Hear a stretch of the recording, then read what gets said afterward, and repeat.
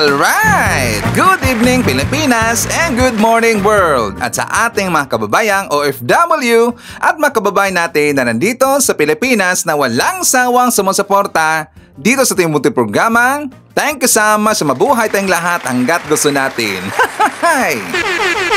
Well, anyways, tuloy-tuloy lang po tayo sa nagbabalita dito ng mga tamang balita at sagutin ang malinformation na ipapakalat ng mga fake news peddlers ng mga anti-Marcos, lalong-lalo na doon galing sa mga DDS na mga Saltik Bakabayan. Yes, dapat silang sagutin. Bakit? Kasi paghahayad sila na lagi pong naninira araw-araw kay BBM at sa Marcos sa may session sa katagalan Bakabayan, akala mga paninira, maging totoo yan sa mata ng ibang tao. So dapat silang sagutin kasi ang bagong Pilipinas, bawal po ang mga sinungaling. At syempre, kasama niyo pa rin si Sir Ivan, ang pinakabulol na vlogger sa balat ng YouTube, pero bibigay sa inyo ng mga totoo at mga preskong balita na kinukuha natin sa kapitbahay na social media. Sa magandang buhay sa ating lahat mga kabayan and happy Friday sa ating lahat.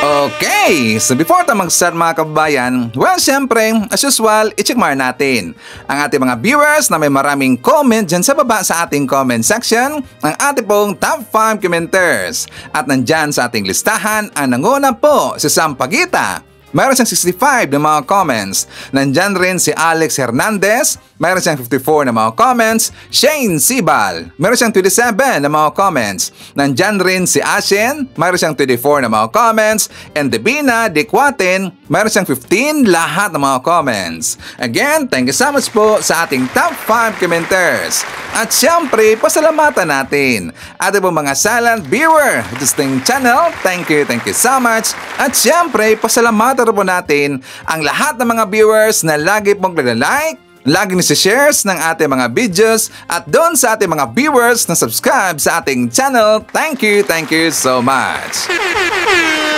At syempre, i-greet natin ating mga suki, mga early birds. Yun ang guna sa pag-comment dyan sa baba sa ating comment section.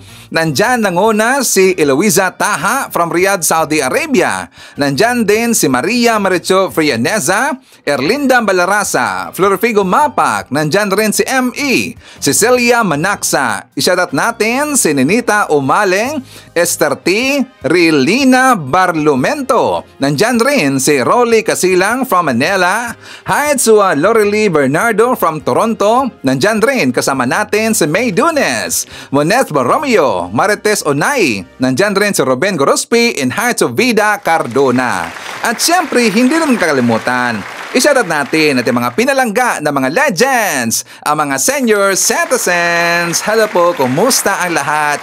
At syempre, i-greet natin ng belated happy birthday kay Darwin Sudaria or Biahiro TV. Happy birthday! At syempre, i-greet natin ng happy birthday ang lahat ng mga viewers na nag-birthday ngayong araw. Happy birthday! Okay, so kumusta ang lahat mga kabayan? How are you today? Well, bistado talaga mga kababayan ko itong galawan ng mga Duterte. Bakit siya, Ivan? Kasi nga 'di ba sila po ay nagpalabas ng warrant of arrest, multiple warrant of arrest dito kay Arturo Las Cañas mga kababayan. Nalalaban natin si Las Cañas, yung dating policeman doon sa Davao mga kababayan ko, tsaka siya ay tauhan ni Digong. Siya rin po dito ay member ng Davao Death Squad mga kababayan na kung saan siya ay naging witness against dito kay Digong mga kababayan. Kaya nga nandun si Digong doon sa ICC kasi nga isang dito naging witness itong si Las Cañas. So ngayon, ang galawan ng mga Duterte, syempre siguro lang ito po ay advice ni Kaufman mga kababayan. Kasi nga diba si Las Cañas, nandun kasi ngayon sa ICC mga kababayan or sa Netherlands. At handang-handa talaga itong si Las Cañas, siya kasi ay object na maging witness doon against kay Digong mga kababayan sa ICC. Diba? Reading na ho itong si Las Cañas doon sa ICC mga kababayan. So para hindi na po makakapag-witness itong si Las Cañas mga kababayan ko doon sa ICC against kay Digong, ang plano nila, included ang mga Duterte, papauwiin nila itong si Las Cañas sa Pilipinas mga kababayan. O di ba grabe talaga no, nakapag-isip sila dito ng plano at doon sila nag-file ng kaso sa Davao Korte mga kababayan. Yes, you heard it right, doon sa Davao na korte. So according dito sa balita, babasa muna natin. Dito po galing sa North Central Luzon News mga kababayan ko, and also doon po sa Davao na balita or Davao News. According dito, naglabas ng alias warrants of arrest ang RTC Branch 10 Davao City laban sa dating pulis na si Arturo Las Cañas para sa mga kasong cyber libel, murder at attempted murder mga kababayan. Diba ang bigat talaga? Yung libel hindi masyado. Pero ang bigat dito, yung murder at saka yung attempted murder mga kababayan. Yan po yung mga mabigat. At saka wala po yung bill mga kababayan. So sabi dito, noong Hunyo 9, 2025, iniutos ang kanyang pag-aresto sa kasong cyber libel sa ilalim ng cybercrime law na may piyansang 48,000 pesos. May mas mabibigat pang kaso si Las Cañas na murder na walang piyansa at dalawang attempted murder na tig 120,000 pesos ang piyansa mga kababayan. Inatasan ang mga otoridad na isagawa ang pag-aresto sa loob ng 10 araw daw mga kababayan.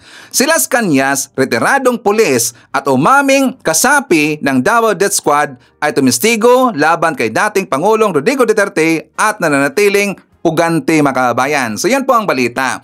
Diba grabe ang kanilang plano para kasi mapapauwi sa Pilipinas itong si Las Cañas, nag-file sila ng kaso doon sa Davao na korte at saka kapag meron na pong warrant of arrest mga kababayan ko dito kay Las Cañas, syempre ang korte ng Davao sila po ay may kipag-coordinate doon sa taga Netherlands or baka idadaan ito sa Interpol mga kababayan. So yun po ang kanilang plano. Diba grabe talaga meron pang isa mga kababayan. Ano si Ivan? Pati rin po itong si Trillanes. Kasi itong pamilya Duterte, sila ay nag-request doon sa korte ng Davao na mag-release daw ng whole departure dito kay Trillanes mga kababayan. Diba? Bistado yung galawan. Bakit? Kasi si Trillanes, hindi natin alam kung kailan siya pupunta doon sa ICC mga kababayan ko. Siyempre, si Trillanes, siya po yung dahilan kung bakit nandoon ngayon sa ICC itong si Digong. At saka ito rin po si Trillanes ang tumulong dito sa mga witnesses mga kababayan. So may plano ho si Trillanes na siya ay pupunta doon sa ICC para tulungan yung kaso dito ni Digong at saka para i-prosecute itong si Digong mga kababayan. So ang plano dito ng pamilya Duterte, sila si Pulong, sila si Baste, lumapit sila doon sa korte at gusto nilang maglabas po ng whole departure order yung korte mga kababayan. Buti na lang, hindi sila pinayagan mga kababayan. Nakarma. Nabaliktad. Bakit si Ivan? Kasi nakita ho ng korte na hindi naman flight rest itong si Trillanes. Kasi nga 'di ba meron siyang kaso mga kababayan. Yung false testimony. Meron siyang kaso doon sa Davao. At saka regular po si Trillanes nagpupunta doon sa Davao mga kababayan sa korte para atinan ang kanyang hearing. 'Di ba? Regular hong umatin sa hearing itong si Trillanes at hindi umatras si Trillanes sa kanyang kaso mga kababayan. Kasi ho ang pag-aakala nito ng mga Duterte at ng mga DD supporter katulad sa kanila, ito si Trillanes. Kasi nga kung ihahambing natin, kung i-compare natin ito si Trillanes versus dito sa mga Duterte mga kababayan ko, di ba ang layo talaga kapag merong kaso, yung mga Duterte supporters or yung mismo mga Duterte, di ba, palagi kasing nakikita natin sa balita na kanila pong iniiwasan ang kanilang hearing mga kababayan. Totoo ba yan mga DDS? Diba? Maraming ho tayong instances na nakita tayo na yung mga Duterte supporters, mga alipor si Digong na kapag meron silang kaso, iniiwasan nila yung kaso mga kababayan. Nagtatago kaagad. Pero hindi ito iepekto kay Trillanes. Not to Trillanes. Kasi si Trillanes, siya talaga po ay humarap sa kanyang kaso mga kababayan. Siya po ay nagpupunta doon sa Davao para atinan ang kanyang mga hearing. Buti na lang, ulitin natin dito, hindi pinayagan itong pamilya Duterte na maglabas ng whole departure order dito kay Trillanes. O, diba? Nag-panic mode na ho dito yung pamilya Duterte mga kababayan. Kasi nga, alam nila na any days from now, hindi natin alam yung exact date, si Trillanes pupunta yan doon sa ICC mga kababayan. Okay, so anyways, ibabalik na po natin or babalikan na po natin yung usapin na yan. At saka dito muna tayo po sa good news mga kabayan. Siyempre, before tayo dadako doon sa mga mainit na issue at saka very, very controversial po na mga issue mga kabayan ko, good news muna tayo. At saka ito pong balita na to, nakakatawa. Ano sa Ivan?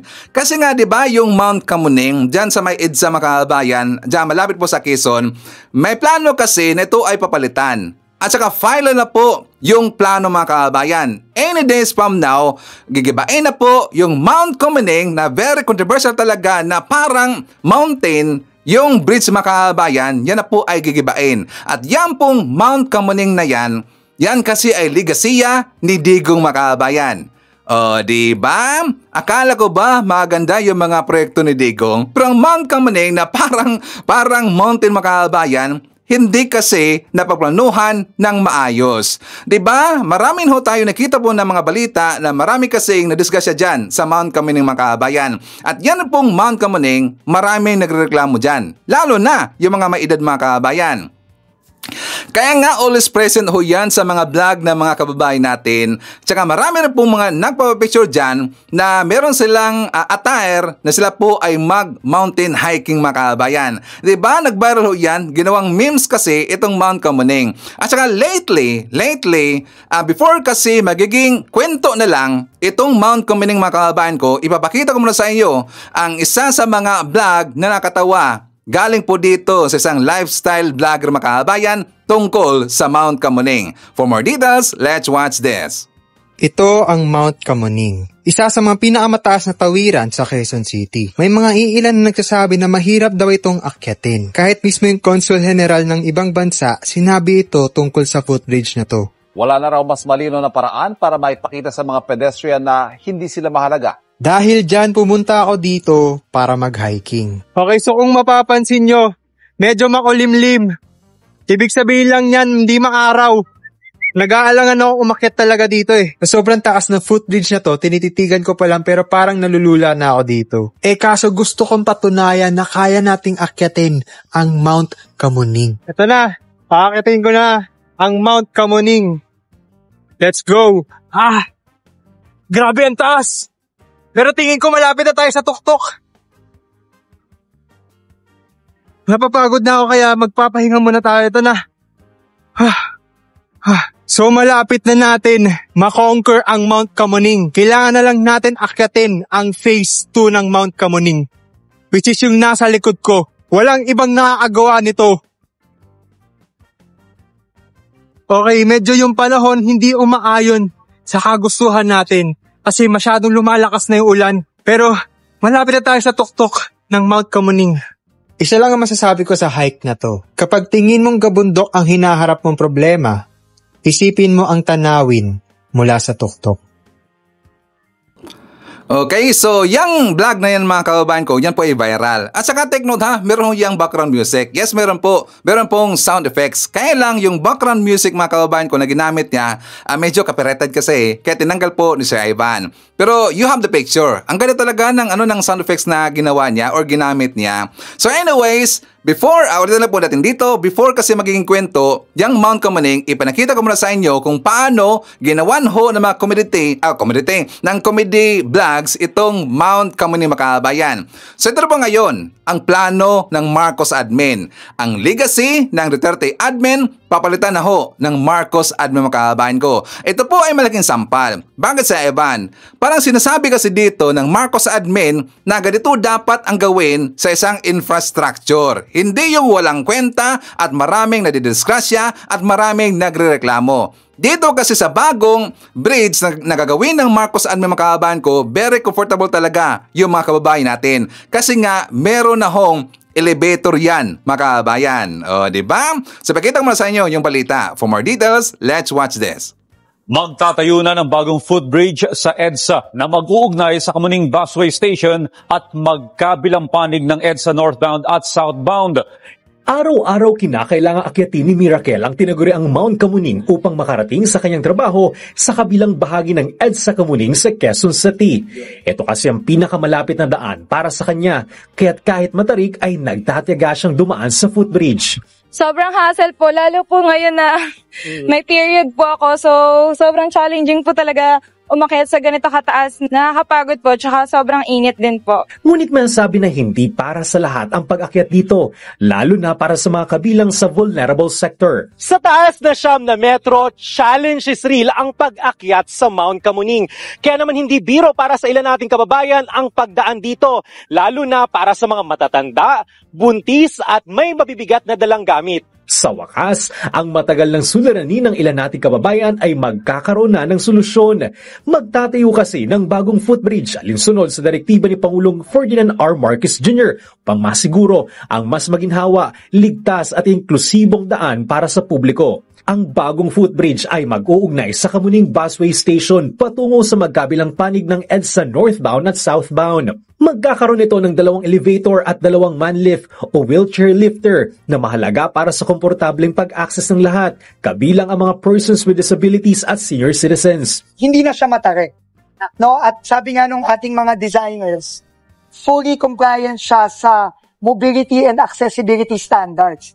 We are very grateful to the DOTR and especially our President na sinasagot nila, tinutugunan nila yung mga hinaing ng mga mamamayan ng lungsod Quezon at iba pang mga lungsod na nahirapan talaga sa paggamit ng footbridge na yan. Kasabay nito, sisimula na rin ang rehabilitasyon ng EDSA Busway Kamuning Station. Kabilang sa mga gagawing pagbabago ang pagpapalawak at pagpapaganda ng station platforms, pagpapalit ng mga lumang waiting shed at railings, relokasyon at pagsasaayos ng mga kagamitan gaya ng mga orasan.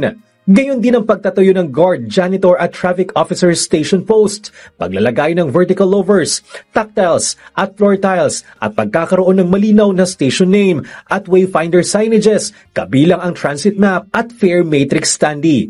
Ang dalawang proyekto ay nagkakalaga ng 89 million pesos kung saan halos 54 million pesos ang nilaan para sa bagong footbridge at mahigit 33 million pesos para sa rehabilitasyon ng busway at sa iba pang gastusin.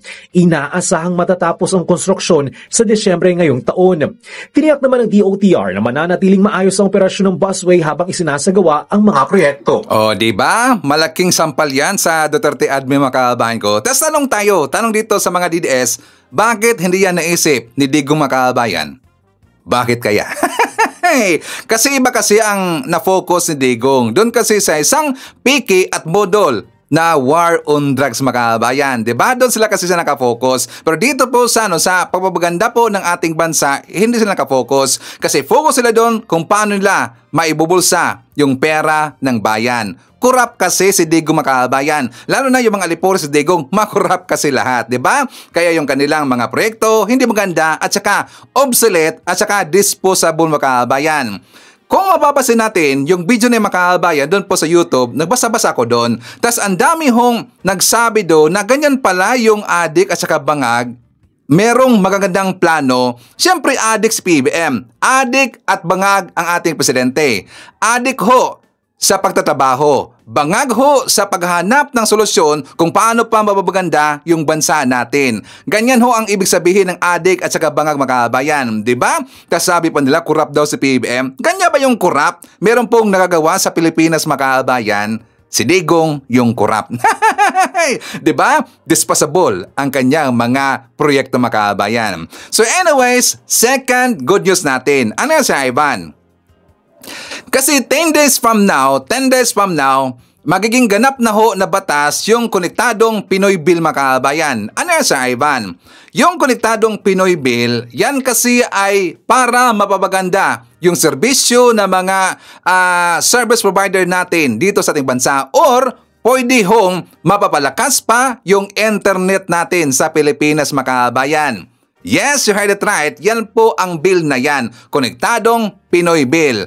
Maganda ho ang hangarin ng batas na yan. Para rin po kasi na makontrol ng gobyerno natin yung mga players natin na service provider na nandito na sa Pilipinas makabayan. Alam natin sila. Kasi nga kung nandun kayo sa ibang bansa makabayan ko, tas kayo po ay isang OFW, makukumpare ninyo yung lakas ng internet sa Pilipinas versus doon sa ibang bansa makabayan. Correct ba, Murong? Dating OFW ho sa Ivan. So alam na alam ko yan. Talagang makukompare ho natin makabayan. So ngayon, dito sa Konektadong Pinoy Bill na yan, makukontrol ho ng gobyerno natin yung mga players sa Pilipinas mga kababayan, yung mga service provider. And also, mapipilitan ang mga service provider na yan na ibaba ang kanilang bill mga kababayan. Mura na internet service, tas malakas yung internet connection mga kababayan. 'Di ba? Mura lang, tas mabilis. Yun po ang hangarin ng ating gobyerno. Not just that, hindi na po pahihirapan yung gustong maging player sa Pilipinas or yung negosyante na service provider mga kababayan. For example, katulad po ng Smart, katulad po ng PhilDite, ng Converge, na galing po sa ibang bansa mga kababayan at papasok dito sa Pilipinas, hindi na sila papahirapan dito na magkuha po ng lisensya. So, ibig sabihin nito, easy na lang po makapasok yung ibang mga negosyante na service provider mga kababayan makakapasok na ho sa Pilipinas. Kaya lang, meron kasing mga ok-ok negosyanteng pilit itong haharangan mga kababayan.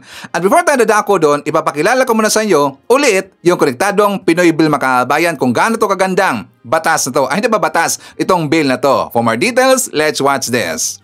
Mas palalakasin pa ng Department of Information and Communications Technology ang pagkakaroon ng internet sa Pilipinas sa pamamagitan nito ng konektadong Pinoy Bill na nagsusulong ng kapakanan ng mga internet service providers. Dahil sa mas mahalang bayad sa pagpapakabit ng broadband internet, pinili na lamang ni Aling Glena ang mas murang internet data sa cellphone. Yung ibang mga Pilipino, hindi rin po nila afford yung pagkaroon ng wifi. Kaya yung mga fiber kasi mahal po eh. Kumpara po sa mga mobile data na may 100 pesos pwede na nilang magamit for 7 days. Ang mga katulad ni Aling Glena na namamahalan sa internet service sa Pilipinas ay isa sa mga makikinabang kapag naisabatas na ang konektadong Pinoy Bill. Ang nasabing batas ang magpapabilis ng pagproseso ng lisensya at magtatanggal ng obligasyon sa pagkuha ng legislative franchise para sa internet service providers.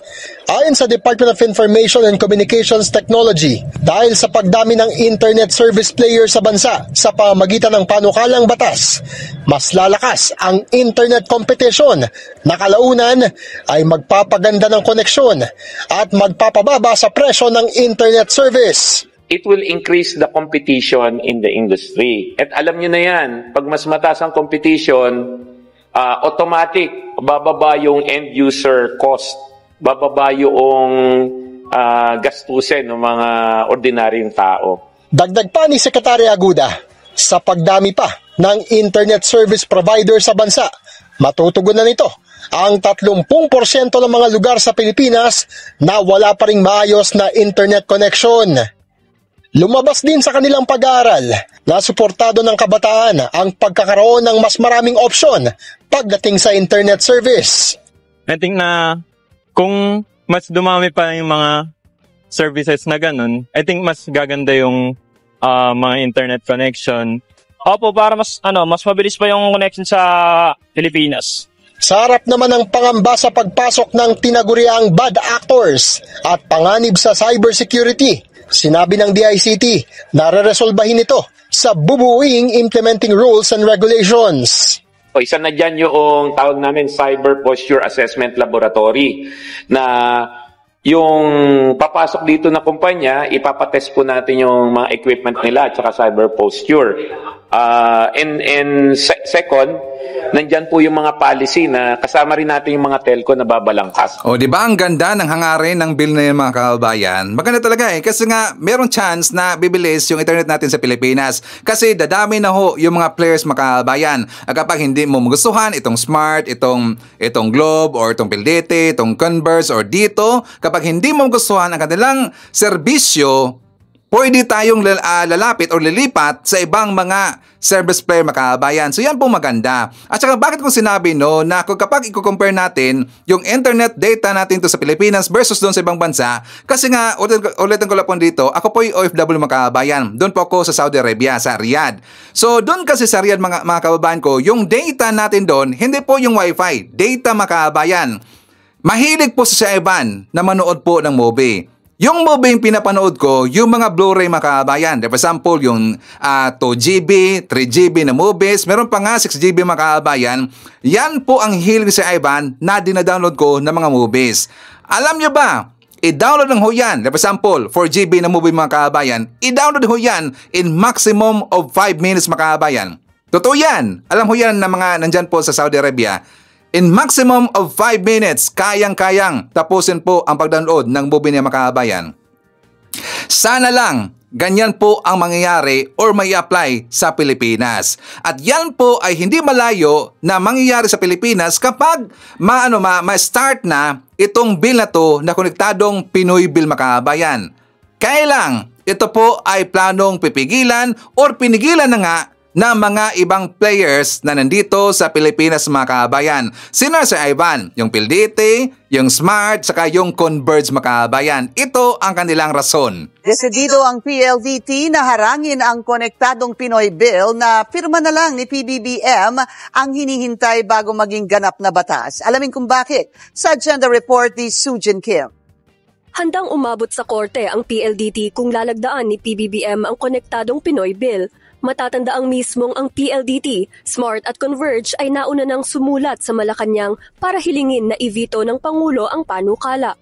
We're hoping that it will not be signed by the President into law, but if this signed into law, then we have our option to go to court to raise the issues of constitutionality. Ayon sa PLDT, una sa mga isyong ito ay ang paglabag umano sa batas na dapat iisa lamang ang subject ng isang panukala.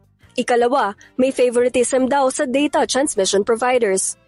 The data transmission providers are being given so much benefits which are not being given to the telcos also. So in a sense, there is a discrimination against the telcos.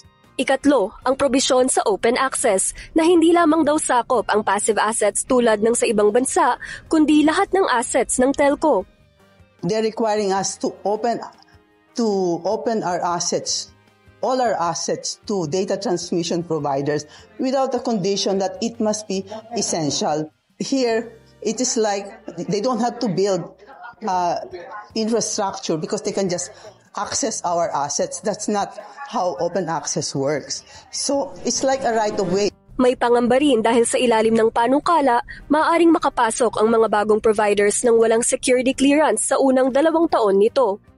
You create as many cybersecurity threat for us and for our subscribers. Sa gitna ng mga issue, nanindigan si PLDT Chairman at CEO Manuel Pangilinan na hindi sila tatalikod sa serbisyo anuman ang mangyari. Layunin ng konektadong Pinoy Bill na bawat Pilipino kahit saan mang parte ng bansa ay may pantay na access sa mabilis at abot-kayang internet. May 10 business days na lamang bago ito mag-lapse o automatic na maging batas sa August 24. Kahit pa hindi pirmado ng Pangulo, basta't hindi ito na-veto. Buti na lang hindi nagreklamo itong Globe, ito pong dito, at saka yung kay Elon Musk po na internet makabayan. Hindi ko nakita na sila nagreklamo. Ang nagreklamo lang dito, itong PLDT, itong Smart, at saka Converge makabayan. O, diba? Klarong-klaro talaga. Itong DPLDT, kung talaga ayaw talaga nila na unlad yung Pilipinas. Napansin ba natin? Kasi gusto nila mahawak lang ang Pilipinas makabayan. Gusto kasi nila na mahawak lang nila ang kanilang mga subscribers at saka hindi na to lilipat sa ibang bansa o sa iba pong mga service provider makabayan at saka ang kanilang serbisyong ibibigay dito sa mga kanilang subscribers the same pa rin ho. Anong serbisyong ibig mong sabihin, Sir Ivan? Na yung serbisyo nila na hindi maganda, na mahal pa nga yung bill makabayan ko, mahal pa nga yung babayaran natin sa kanila yung kanilang data, tas hindi naman ganun kabilis ang kanilang internet makabayan. Correct ang murong, mga DDS. Diba? Ganyan sila. Gusto ng kontrolin makabayan. Kapag kasi marami yung papasok sa Pilipinas na ibang players, mapipilitan kasi sila na ibaba ang kanilang bill mga kababayan. O di ba? Kasi nga marami ng players lalo na kapag yung player mga kababayan ko na service provider na like for example galing po ng Japan, galing po ng Korea, tas malakas ang kanilang internet na ibibigay sa kanilang mga subscribers, syempre talagang lilipat tayo doon. Mababa na yung bill nila, malakas pa ang kanilang internet mga kababayan. At yan po ang hinahanap natin. Pero ang plano dito ng taga-PLDT, ayaw talaga ayaw nila na uunlad yung Pilipinas mga kababayan. Tapos tama ho dito, tama yung mga sinasabi ng mga kababayan natin na ito kasing mga player na to, itong mga service provider na to, matagal ho sa Pilipinas. For example, PDT, matagal na ho yung mga kababayan. Smart, matagal na ho yan. Matagal na ho silang kumita sa Pilipinas. Bakit papahirapan pa nila ang gobyerno natin mga kababayan? Matagal na hong ginatasan nila yung Pilipinas. Sana mag-agree na lang sila dito sa bill na inihain po ng gobyerno natin. Kasi nga, ang dapat manaig dito yung taong bayan. Ang dapat makakabenepisyo dito yung taong bayan. Hindi yung mga mayaman na mga negosyanteng service provider mga kabayan. Dapat magiging fair. Diba? Pangit kasi, for example, lalo na yung mayroong player mga kabayan na napakatagal talaga nila na umaksyon sa kanilang problema sa internet services. Merong ganyan mga kabayan, matagal ho. For example, nawala yung wifi mo ngayon. May problema po ang mga connection nyo ngayon dyan sa inyong lugar. Ang tagal ho nilang umaksyon mga kabayan. Ganyan ang kalakaran. Tapos ngayon matatakot sila na mayroong papasok na ibang players sa Pilipinas. Gunggong talaga eh. Tama sinabi po dito ni Wody Kusaki. Sabi niya, pass the bill for the Filipino people. More competition, better service. Possibly lower internet cost mga kabayan. Tsaka yung PLDT has a reputation of making you wait several weeks bago aksyonan nila ang pagkawala mo ng Wi-Fi. Kung may bill na ganito, pwede na tayo lumipat ng ibang provider kung abusuhin tayo sa PLDT or Globe. O diba? Question natin dito mga kababayan ko, agree ba tayo na ipasa yung Konektado Pinoy Bill? Please comment sa baba, babasahin niyo mamaya ni Sir Ivan, okay?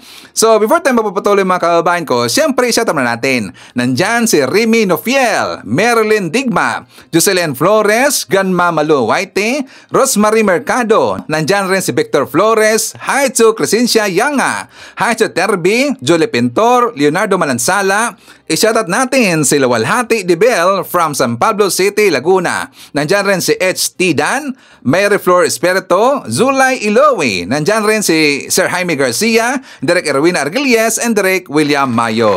Okay. So mga kababayan ko, dito na tayo sa very controversial. Pupunta tayo doon sa Senado mga kababayan.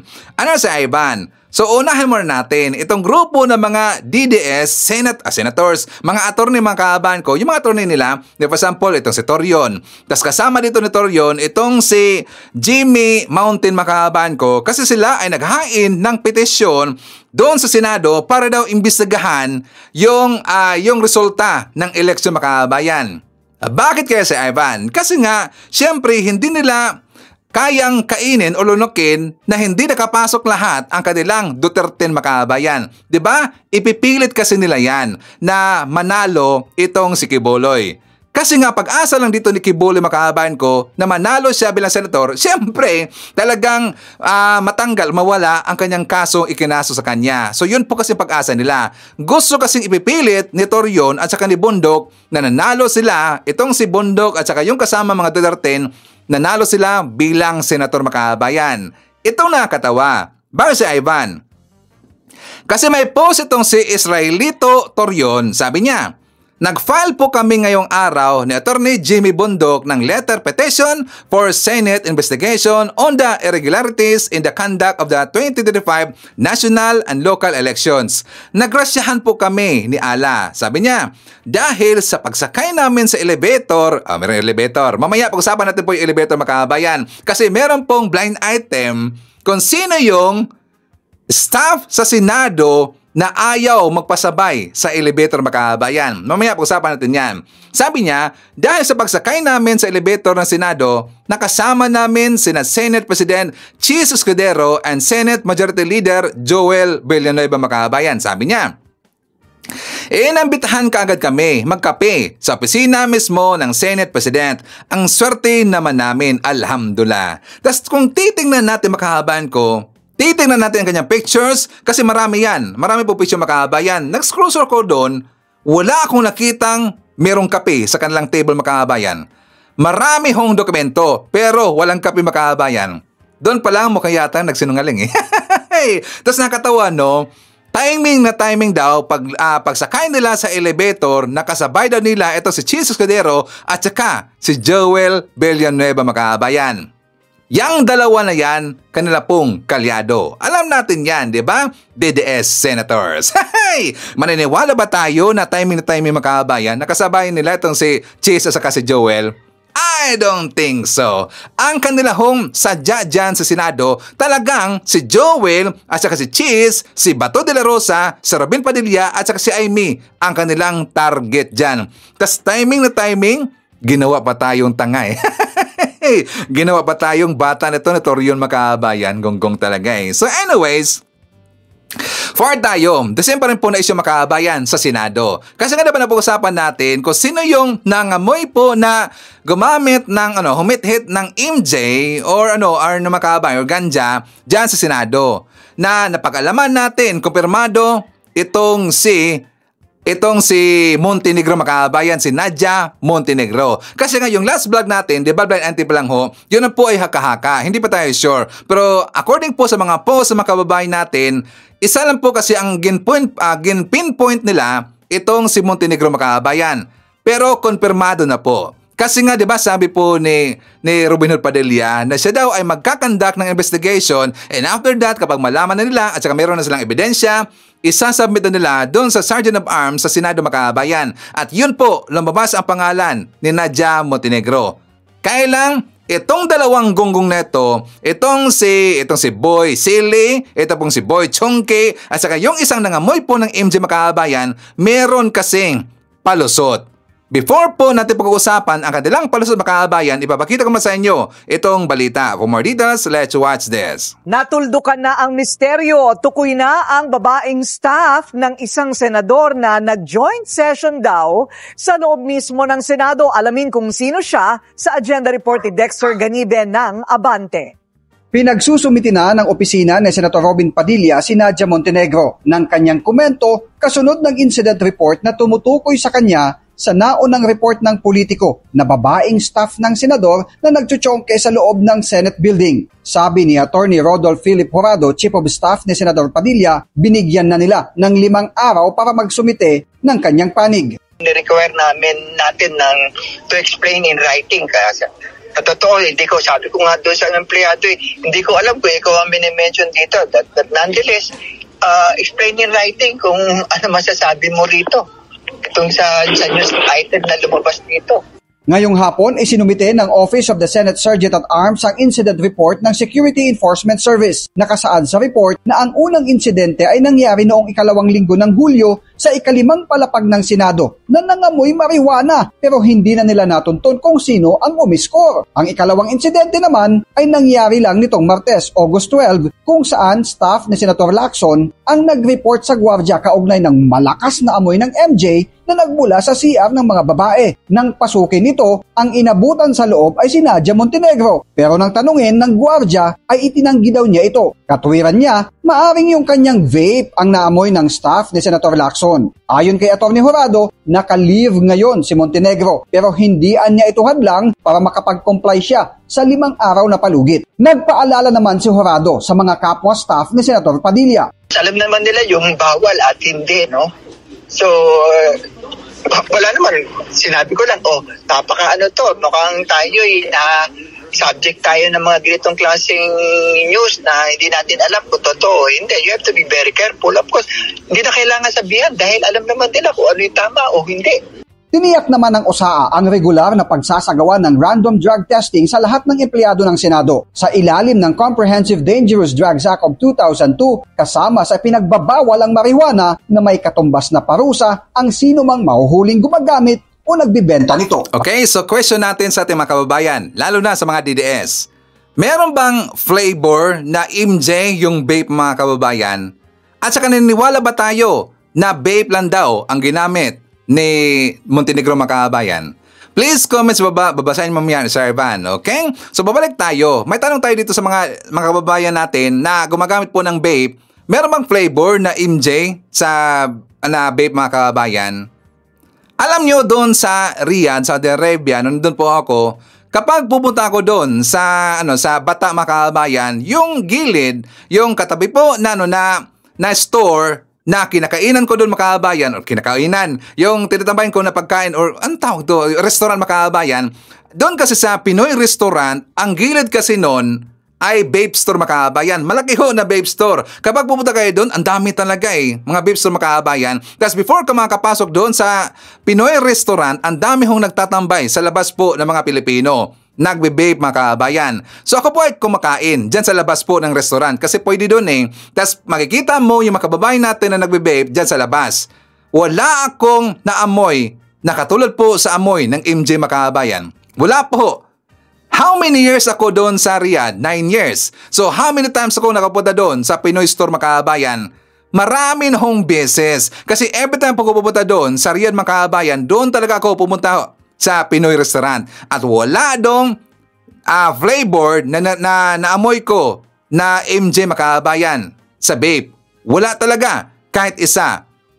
Itong ginawa, ito pong palusot ng staff ni Robin Padilla, ginawa tayong tanga makabayan. Ginawa tayong parang walang alam sa dito po tungkol sa MJ, kung ano ba yung amoy na yan. Ginawa tayong parang bata nito. So yan po ay palusot makabayan. Meron pong ibang isyong lumabas ngayon kasi meron pong nagsalita makabayan na daw ito dang staff daw dyan sa Senado ay feeling First Lady makabayan. Bakit siya, Ivan? Kasi kapag siya na yung sasakay sa elevator dyan sa Senado, ayaw niyang magpasabay makabayan. Ayaw niya. Parang nagiging mandato na kapag darating itong babae na to, kasi babae daw kapag darating daw yung babae na to, ayaw niya magpasabay dyan sa elevator. Ano kaya ang kanyang ginagawa sa elevator makabayan? At according doon sa mga nababasa ko sa comment dito sa balita na to, si Montenegro ang kanilang ginpoint makabayan. Daw si Montenegro daw ang ginpoint. According doon sa description na sinasabi ng balita na to. For more details, let's watch this. Diretso na to. Okay, diretsahan na. Diretsahan Sige. na. Ano na, paano na? Mahiwaga po talaga yung yung elevator sa Senado. Kasi yung public elevator yun Kahit mga senador, pwede tayo natin sabayan Yes. Wala naman yung tipong pagbabawalan ka doon dahil sasakay na si Senator something. Lahat pwede sumakay doon. Yes, diba? pwede. From the parking hanggang sa makarating ka doon sa mga upper floors. Nung una, itong nagpunta doon na consultant po ito. Ay, ng senador? Consultant ito ng gobyerno. Ng gobyerno, Pero yung consultant po na ito, simple to. Yung hindi ito yung magarbo na, kumbaga, simple, payak. Casual. Okay. Ganong klaseng tao to, pero consultant ng gobyerno to. Pero casual lang yung pumorma. No? Hindi halata, kumbaga. May halata, galing siya doon sa baba. Kasi tayo, umaakit na tayo sa stairs hanggang makarating ng first level So yung mga may parking o binigyan ng parking ng consultant, sa baba magagaling. Okay. So, ang system po, doon sa mahiwagang elevator na yan, dahil, wala na dapat mahiwaga dyan dahil allowed nga anyone Basta ikaw yung merong pass ng Senate dyan Makakasakay ka. Ang mahiwaga dyan, kung bakit, kapag itong staff na ito ng senador, ang sumasakay, wala daw kasabay kundi siya lang. Ay, special! Demand na daw ito. Staff ng senador. So, hindi Staff man lang yung senador. Hindi. Staff niya. Yung staff na yun, masa yun Diba? So, akala ng lahat, urban legend doon. Kasi meron ng ibang mga nagchichismis doon sa Senate na ganun nga daw. So, yung iba umiiwas na pagka nakita nila yung staff na yun, hindi na sila sasabay. Okay. Ito, hindi wala naman kaalam-alam itong si consultant. Si simple consultant. Simple yan, casual, tsaka walang panahon sa intriga yan. Diba? Sa atin lang naman, humingi ng balita yan Sino to? Anyway, tapos, the experience po nitong consultant na simple na ito. Nagkataon pong siya'y sumakay at nanonood din po yung staff. Si staff. Hindi alam mga kagawian doon. Sinungitan po siya at pinababa. Ay! Teka lang. Sikat ba tong staff na to? Anong karapatan niya magsungit? O basta hindi siya senador. So mga kapatid, first hand po yun kasi kilala po namin si consultant. At saka talagang nangyari sa kanya. Ay, grabe. So hindi na po urban legend yun. Totoo pala. Teka lang. Si consultant ba ay lalaki? Babae po. Ay, babae. Si consultant na kaibigan ko ay lalaki. Lalaki. Pero yung staff ang babae. Babae. Okay. Hula na mga kapatid ha. Sabi sa inyo, hindi naman masyadong meaty. Pero kaya ko po kinikwento to. Artista kasi, ba to? Hindi. Oh my God! Pag tinanong mo ako ng ganyan, 4 agad yung iisipin. Pero anyway. Tinanong ko kasi kanina kung may ugnayan dun sa Hindi, basta alam ko malapit yung elevator sa CR. Sa CR. Katabi siya. Okay. Halos. Ganun lang siya. So, labas mo elevator, ayun na. CR. Okay. Yeah. So, masasabi ko lang, lesson po kasi, kaya ako nire-raise siya, kasi hindi mo alam kung sino kakasabay mo sa elevator. Naku, yan tapos magsusungit-sungit ka, o kaya may mga ganyan ka mga aktwasyon na para kang reyna ng, ng GSIS building. Yung Senate po kasi Senate sa GSIS building. GSIS. Baka biglang nakasabay mo pala kahit na casual at saka hindi chismoso, chichismis sa media yan. Ayan! Yan na nga ba sinasabi natin? Ay, nako. Yun po. Mamaya, baka meron po kami mamayang clue. Pero ang dami ko nang binigay na clue Sabi ni Cheryl naman yan. Sabi ni Cheryl Barion, baka may amoy. Oo nga, baka may amoy. Anong amoy, Sir Ivan? MJ. Diba ang daming clue mga kabayan? Yung sinabi kasi ni Jobe, yung sa gitna, sabi ni Jobe na yung elevator daw malapit doon sa CR. Ang ibig sabihin yung CR nandun po na amoy ng Sergeant of Arms na amoy MJ mga kabayan. Yun po ibig sabihin. Diba parang connected na Connected na yun Kaya nga nag-iisip ngayon yung mga kababayan natin, hindi kaya si Montenegro mga kabayan. Siyempre, itatanong natin dito, diretsahan na. Ma'am Nadia Montenegro, ikaw ba yung ibig sabihin dito sa balita po dyan sa News 5? Okay? So, yan na po yung tanong. Tanong lang naman yan, di ba? Ikaw kasi, at saka pangalan mo, yung nakabalandra doon sa baba ng mga comments. At ang dami, hindi na po mabilang, ang dami talaga. Nadia Montenegro. Yun po ang nakalagay doon. Yan lang po ay tanong, Ma'am Nadia. Kung yan po ay totoo, huwag mo nang gawin yan. Kasi nga, para sa lahat yan yung elevator na yan para ho yan sa lahat. Hindi ka po entitled dyan. Wala akong pangalan dyan sa elevator na dapat lang ikaw yung papasok dito at wala kang kasama. Ano ka, First Lady? Diba? Yan lang po ay isang suggestion at saka tanong na rin po. Okay? So anyways, before tayo mapapatuloy mga kababayan ko, i-set muna natin. Nandyan po si Abby Smith from Arizona, Elizabeth Bacolcol, Tinkerbell. Nandyan rin si Josephine Gallego, Shirley Risman, Tony De Los Reyes, Evelyn Garcia, Annalyn Biden. Nandyan rin si Philma Cabato from Toronto, Canada. Hi to Ashen, Lucia Medina. Nandyan rin si Consuelo Corpos, Jocelyn Para, Banis Milagros, and hi to Maria Cristina Fernandez Manimbao. Okay? So, before tayo magpatuloy mga kababayan ko, request naman ng konti na sana i-like natin at saka i-share natin ating vlogs mga kababayan. Malaking tulong ho yan sa ating channel. At para rin po makaabot itong ating vlogs doon po sa mga kababayan natin na binulag ho ng mga DDS fake news peddlers at para malaman nila, para makita nila yung mga totoong mga balita mga kababayan. Patulong naman. Please like and share, okay? So ngayon mga kababayan ko, ipapakita ko sa inyo ang vlog ni Attorney. For more details, let's watch this. Makikita na talaga ang kontragalaw ng Duterte, ha? Si Trillanes, ayaw palabasin ng Pilipinas. Ayaw palabasin ng kampo ni Duterte. Kaya linalakad nila na mag-issue ang korte mag-issue ng whole departure order. Kasi kapag nakalabas si Trillanes ng Pilipinas, malaki ang magiging tulong niya sa pag-prosecute kay Duterte doon sa ICC. Ang isa pang linakad ngayon ng mga Duterte, sigurado galaw ito ng kampo ni Duterte, nagpalabas ng mga arrest warrants kay Las Cañas. Si Las Cañas ay testigo laban kay Duterte doon sa ICC. Yung korte ng Davao nag-issue ng mga arrest warrants, murder, attempted murder, dito kay Las Cañas. Kaya mga kabunyog, mga kababayan, malinaw itong mga galawan na to, galaw to ng kampo ni Duterte. Kaya matindi ano?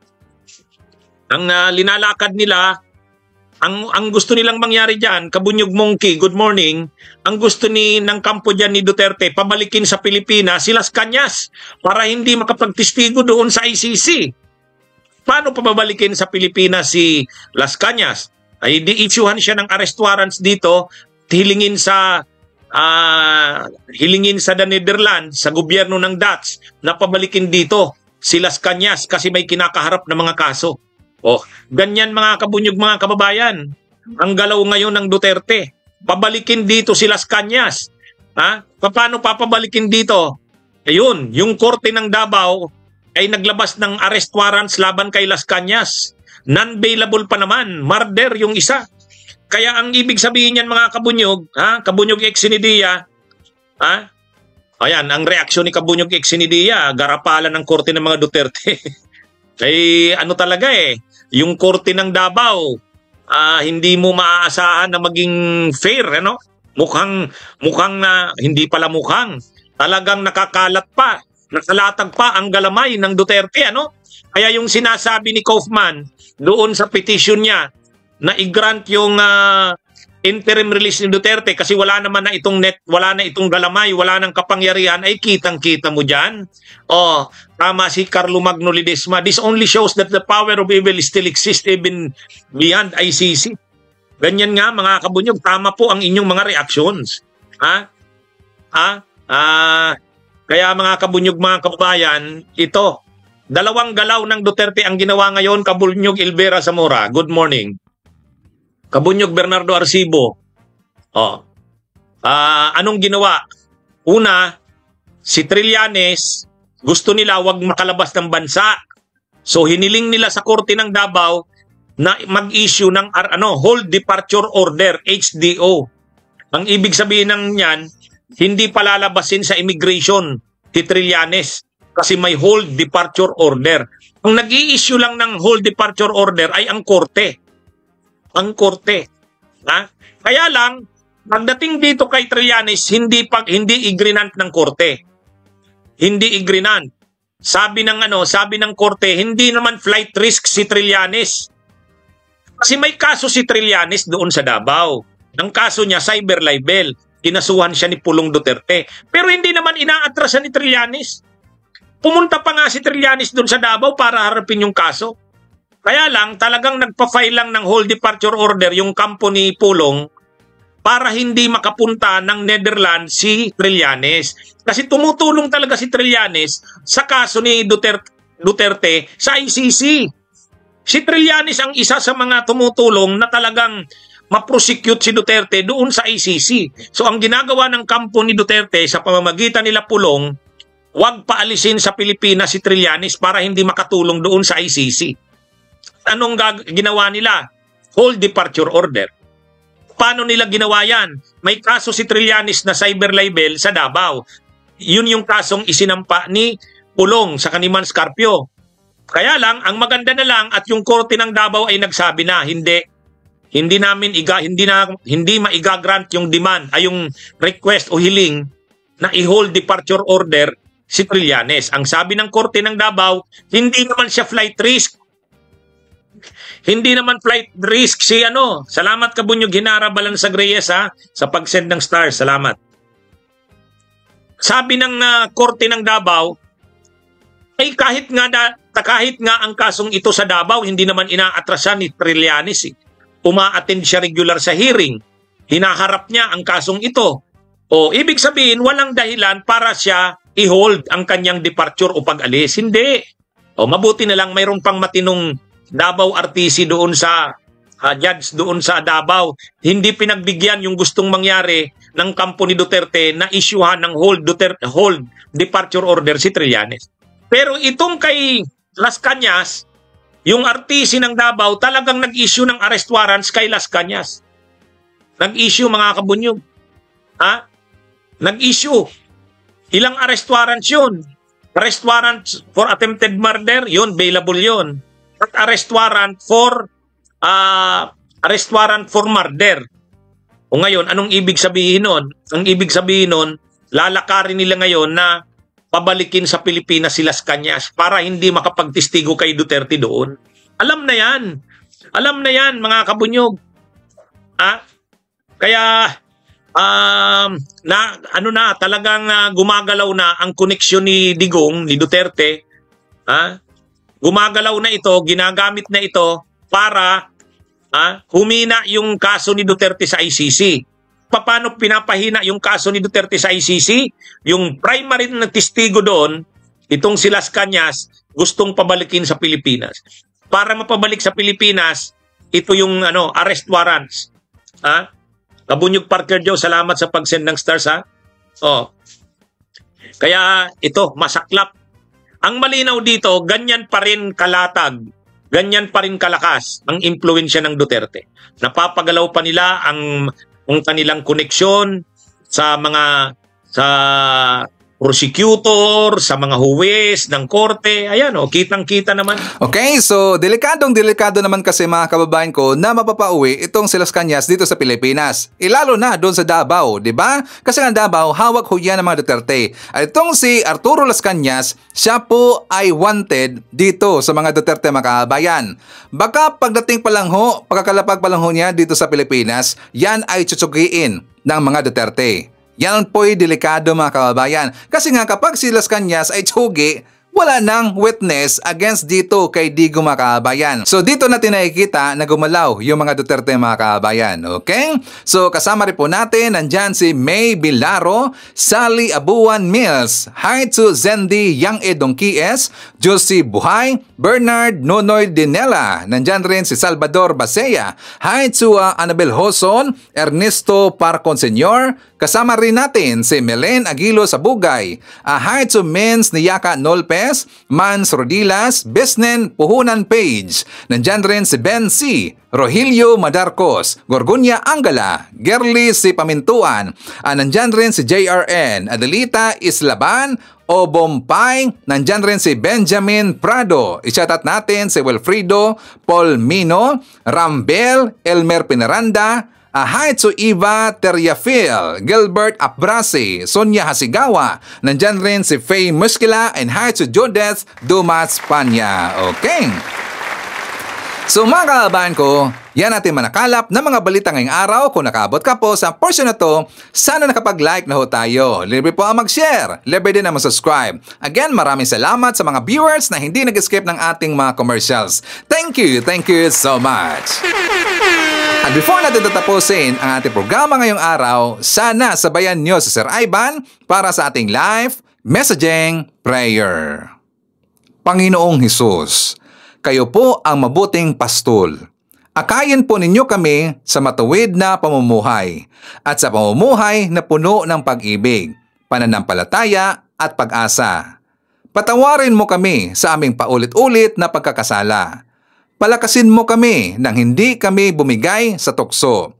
Maraming salamat po. Idinadalangin ko ito sa pangalan ng Panginoon Jesucristo. Amen. So maraming salamat, mga kababayan, and I hope to see you again on my next video.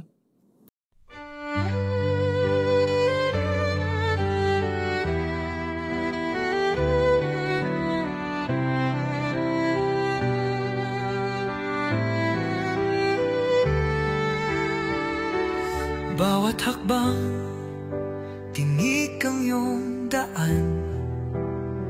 Sa sariling bayan, ika'y hinusgahan.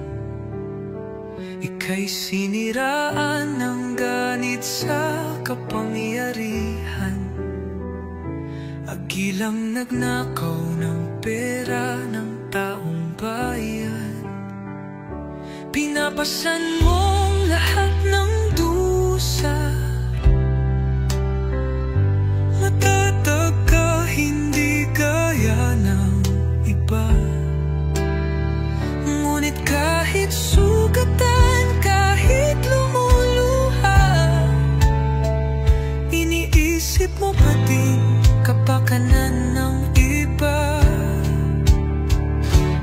Bongbong, hindi ka kailanman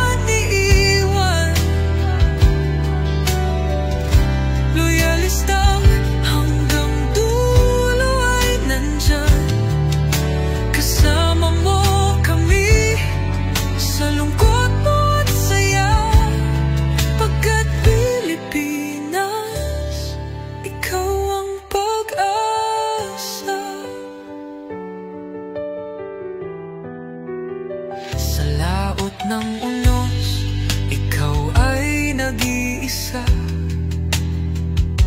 Iba'y nagbubunyi sa iyong pagdurusa. Ngunit lahat ngayon ay malinaw na. Katulong mo ang Diyos, nag-iba sila. Ipinaglaban mo ang lahing sinumpaan. Nagkalat peking balita sa mamayan. Binabaliktad nila ang katotohanan, pero hindi na naig ang kanilang kadiliman. Bongbong, hindi ka kailanman iiwan. Loyalistang hanggang dulo ay nandyan. Kasama mo kami sa lungkot mo at saya. Pagkat Pilipinas, ikaw ang pag-asa. Ikinuhit ng kasaysayan ng pangalan mo, dalisay. Ngunit bakit tila nais kang burahin at si Apolacay? Sa iyong mga mata may luha ng matinding pagdurusa. Ngunit sa puso mo, bayan pa din ang inuuna. Bongbong, hindi ka kailanman iiwan. Loyalistang hanggang dulo ay nandyan. Kasama mo kami sa lungkot mo at saya. Pagkat Pilipinas, ikaw ang pag-asa.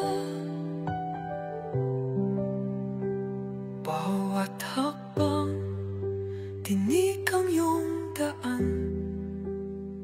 Sa sariling bayan, ika'y hinusgahan.